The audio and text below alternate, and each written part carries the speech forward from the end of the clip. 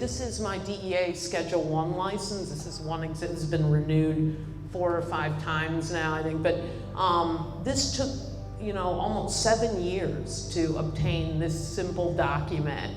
And by the way, you'll notice that my address is crossed out because the DEA was so worried that somebody would break into our lab and steal the government cannabis. And I was like, this has 0 street value. Wait till you see the pictures here.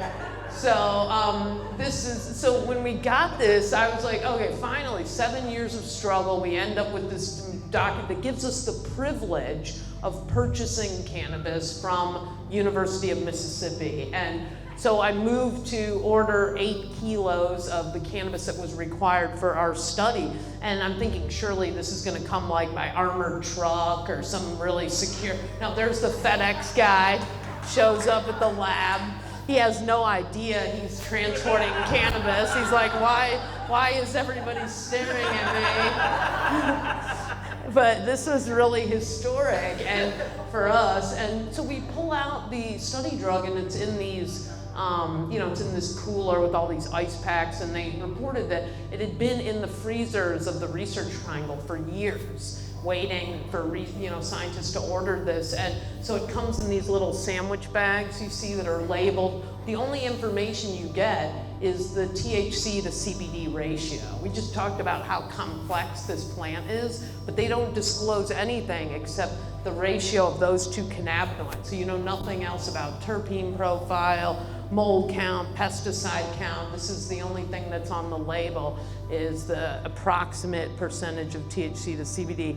So, and we also have an DEA Schedule 1 license as an analytical lab, you can see, but we didn't want to do our own testing, so we sent off that material. You just saw 2 independent laboratories that have DEA Schedule 1 licenses. And this is a better view of the study drug. You can see, they come typically as rolled cigarettes that when you dump them out, you can see it's just all stems, sticks, leaves, seeds in some cases.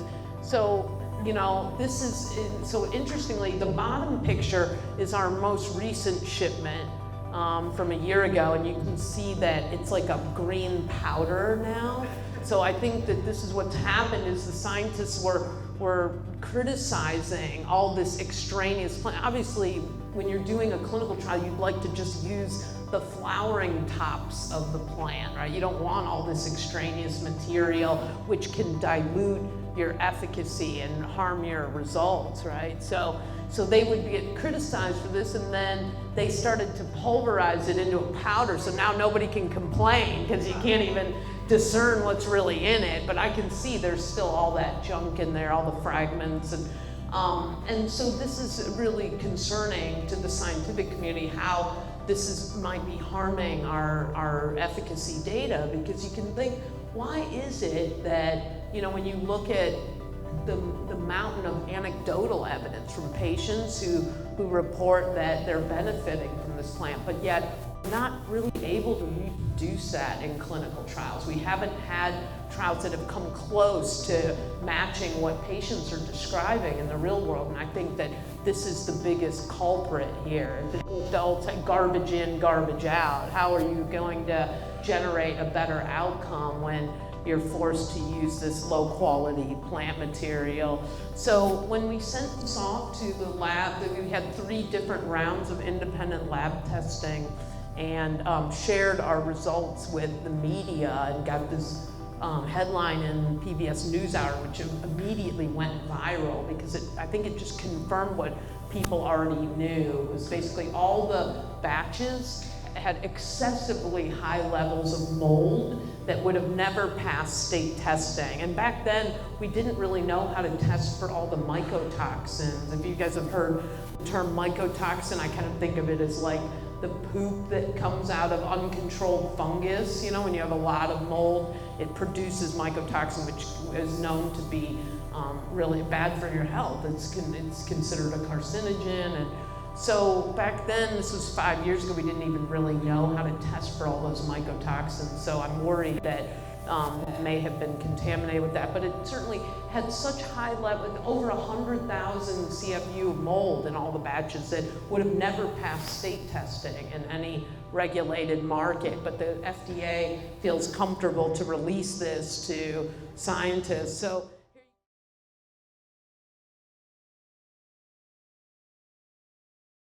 And know ourselves as part of something that is revolutionary, evolutionary, and give thanks to our presence today. And unite in an intention that we are here to connect with each other, that we may grow this movement into something that will truly transform the world. Through hemp, and all that can do for our environment, through the way that it heals our bodies and the way that it heals our heart, we are part of something essential that is unfolding right now.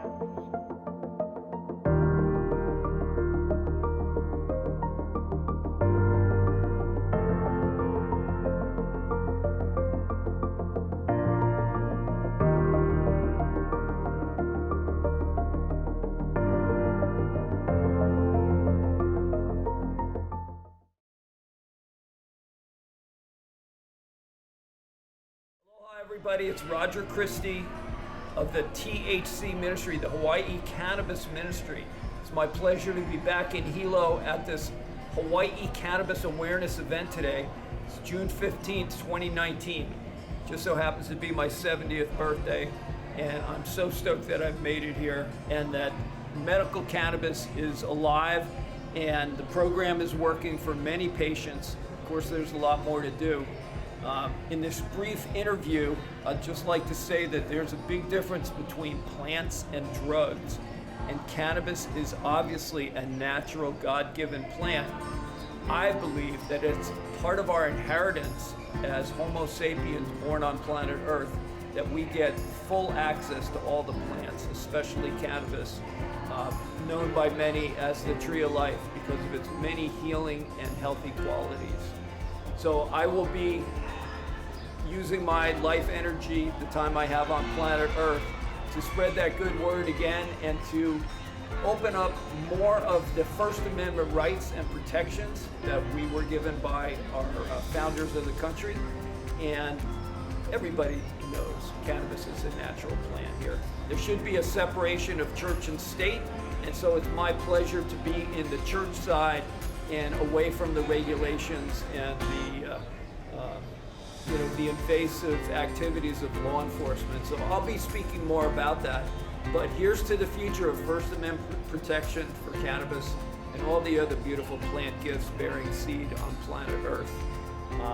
My wife Cher, who's still on probation for our charges that the federal government came against us, always likes me to remind people to investigate juicing raw cannabis to get to that quality of homeostasis, of optimum well-being. We think that's where a lot of healing can come from. And so I'd say aloha to everyone. We'll see you down the cannabis road with the cannabis culture, the greatest culture on planet Earth. Lots of love.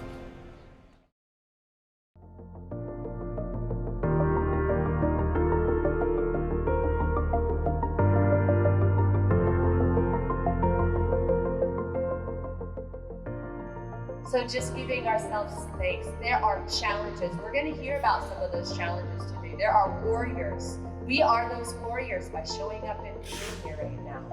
So giving yourself credit and just wondering to yourself, how can I connect? How can I feel more connected to this incredible evolutionary community? How can we continue to grow?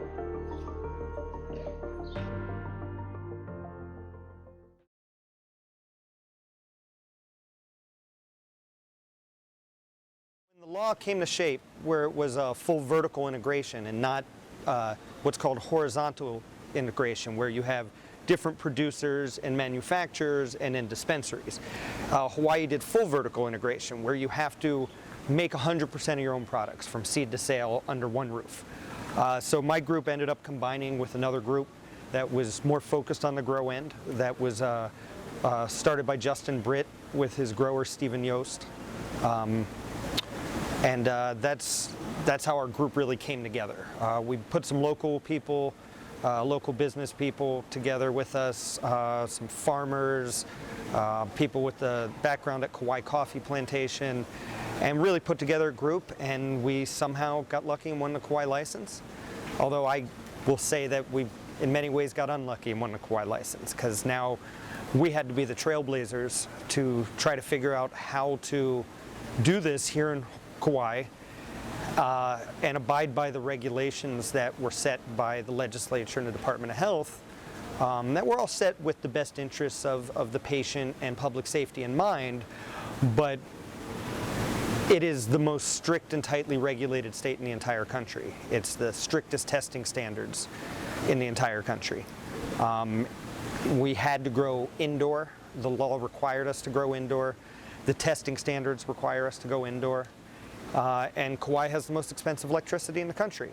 So you're growing under hot lights and then having to cool them with air conditioning. So it's very expensive. The testing is so strict that a single hair, a single skin cell that comes off a person and lands on a plant, if that gets tested, it'll blow the whole batch, could blow a $100,000 crop. So, everybody's in Tyvek suits, face masks, goggles, gloves, hairnets, booties, go through an air shower to get in. So it became way more of an endeavor than anyone really dreamed, because the regulations were so tight and so strict. But we've been getting through it. We're passing our flower almost every time. We've only had to destroy one harvest. We're making new products every day. We're adding products. We've been open for 16 months now. The way the federal law is written, there's really no way for a medical marijuana business to actually be profitable, because federal law taxes you at what ends up being an effective rate over 70%. We're not allowed to write off any of our expenses, unlike every other business, because we're illegal under federal law. So on our federal taxes, for example, if we make $100,000 in a month, which would be great, if we make $100,000 in a month and we have $90,000 in expenses, we pay taxes on $100,000, even though we only had $10,000 in profit. In which case, many months our taxes are higher than our income, and we're essentially had to bleed money for a while to stay afloat. Meanwhile, all we do is get complaints about how expensive our product is. It's interesting, and then we have the frustration of having to compete against a black market that's completely unregulated, a CBD market that is completely unregulated. Half the stuff out there on the shelves of CBD hasn't been tested.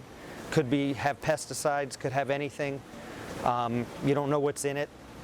There's the black market selling vape cartridges that are now trying to scare people away from, and actually probably going to get even stricter regulations imposed on the legal market, while every data point that we've seen shows that these lung illnesses are all related to black market cartridges and the cutting and thickening agents that black market people will put into cartridges to make more money. So it's a difficult industry to be in. Everybody already thinks we're rich, and all we're doing is bleeding money. And at the same time, we see storefronts with CBDs with big pot leaves and advertising everywhere, and we're forbidden to advertise. So we're not really playing on an even playing field. We can't run an ad. We can't run a radio ad. We can't run social media campaigns. We can have one sign at our entrance. So it's like the deck's sort of stacked against us, and there's the unregulated CBD market that technically is still illegal in the state of Hawaii, but nobody's enforcing it. The only ones that actually have to deal with regulations and getting enforced on them is the actual licensed dispensaries. And those regulations, while some of them make total sense, some of them are a little overbearing, and the result of them is they drive up the price of the medicine, which makes it that much harder for us to compete with the black market, which then forces people back to the black market, which is what they were trying to avoid by doing a dispensary program to begin with. So we're kind of in a catch-22. CBD is a very beneficial medicine.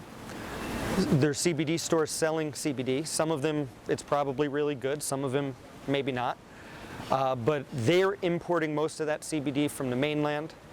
And we have to make it ourselves.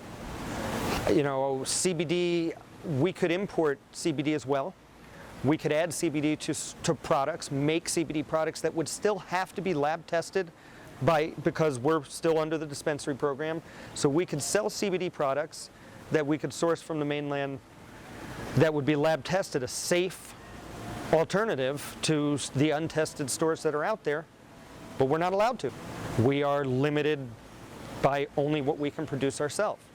And so to grow CBD strains that are just as time consuming, often more time consuming, generally not as big producers, and can't be sold for as much as THC strains, we have to grow those to be able to produce the CBD to give the medicine, while other businesses can just source those from other places that are producing it. So, like I said, there's some frustration, as you can probably hear. But, you know, that said, we're getting by. You know, we're not on the verge of going out of business. We're expanding. Last month in July and August were our two best months we ever had, and actually sold out of weed in August. We had a few days where we had nothing, and our harvest came in, and now we're back, and we're in the process of permitting a new facility that will expand from the 3,500 square feet to about 10,000 square feet, which hopefully will allow us to produce an economy of scale and start to try to bring prices down. We're getting our lab installed in that so we can start producing the pen cartridges, a safe alternative to the potentially tainted ones that are on the black market that are counterfeit cartridges of mainland brands.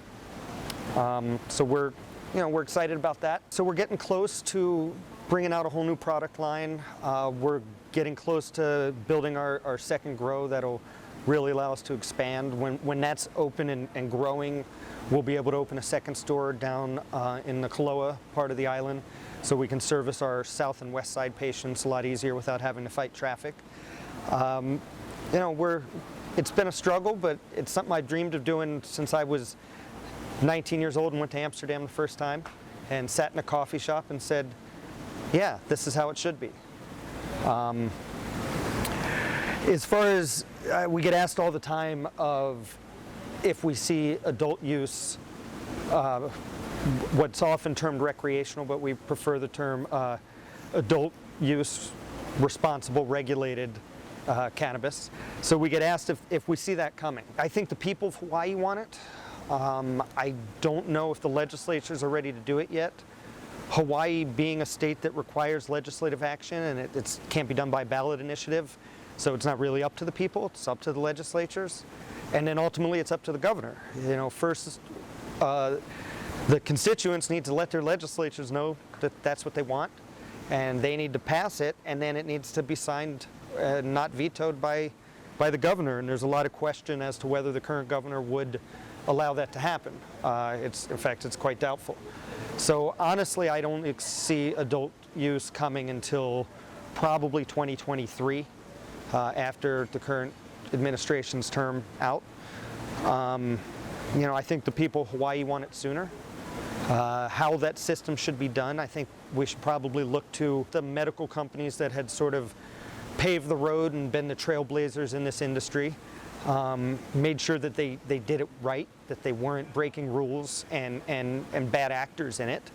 And then you issue a dual use license to those companies, allow them to immediately start selling adult use, tax the adult use end. You use that tax revenue to fund the setup of a proper program. You use that tax revenue to fund studies that research how many licenses you need, Personally, I would like to see, when adult use comes, them build an industry out of it. I'd like to see what's called the horizontal method, where there's different growers and different producers and manufacturers, so there can be a wide range of products like you see in states like California and Washington that have that model. I think that's what's beneficial the most for the customers, because it creates competition, and for innovation. You get people who can specialize and make specialty products, and I think that's the way the industry needs to go. Like I said, you know, the original dispensary licenses could pave the way, fund the studies, fund the administrative part of the program by taxing our initial adult use sales, and then add licenses and add businesses and grow this industry and make it a great industry here in Hawaii. I hope someday the barriers for shipping breaks down, and not only we could ship a high-end Hawaii brand to the mainland, but to other parts of the world. I see long-term that's where the industry is going. It's just a question of how long it's going to take to get there. My fear is that Hawaii is going to be left behind, that we're going to be slow to act, and in the meantime you're going to see other states build unstoppable brands. You see a lot of Hawaiians in California already building Hawaii brands and marking them as Hawaii brands. And it's, they're Hawaii people who've moved there to do it. They're marketing as Hawaii brands, and they're going to get established as the Hawaii brands nationally and internationally before actual brands in Hawaii are going to be allowed to compete.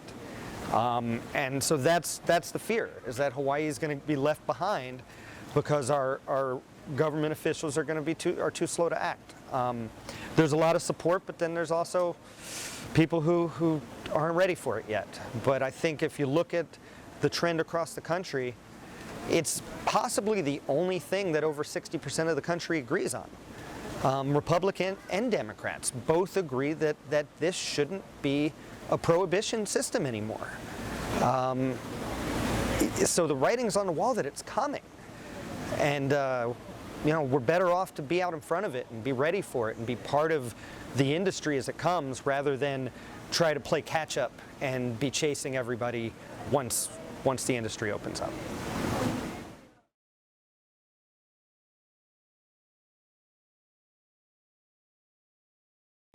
I'd say with all of the developments and legalities in the cannabis and hemp industry, people need to stay as informed as they possibly can in all the issues before they decide on any of them.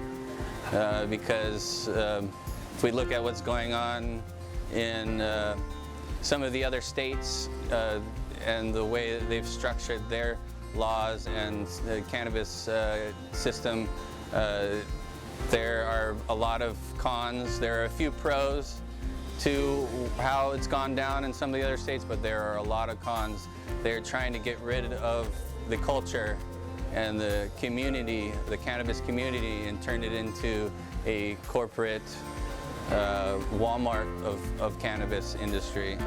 And we need to stay informed if we want to be able to grow our own medicine at our own homes. And yeah, I guess just be informed before you vote.